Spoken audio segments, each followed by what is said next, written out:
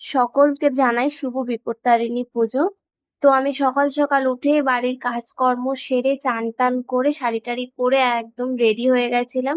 তো এইদিকে পুজো দিতে যাব বলে ঝটপট করে আলতাটা পরে নিচ্ছিলাম। তো সত্যি বলতে পায়ে আমার আলতা পরতে খুবই ভালো লাগে, বাট এখন আর সেরকম একটা পরা হয় না, কিন্তু আগে আগে খুবই পরতাম পুজো পার্বণ হলেই।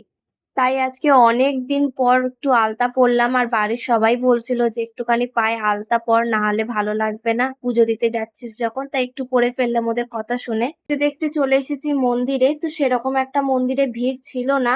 তো আমরা তো সকাল সকাল আসিনি, আমরা একটু গেছিলাম বেলায়, এই কারণেই যেন ভিড়টা একটু কম থাকে আর আমরা সুস্থভাবে পুজোটা যেন দিয়ে আসতে পারি। তো পুজো শুরু হতে এখনো বহু দেরি ছিল, তাই বসে বসে একটুখানি আমি আর আমার যা মিলে তাগাগুলো বেঁধে নিচ্ছিলাম।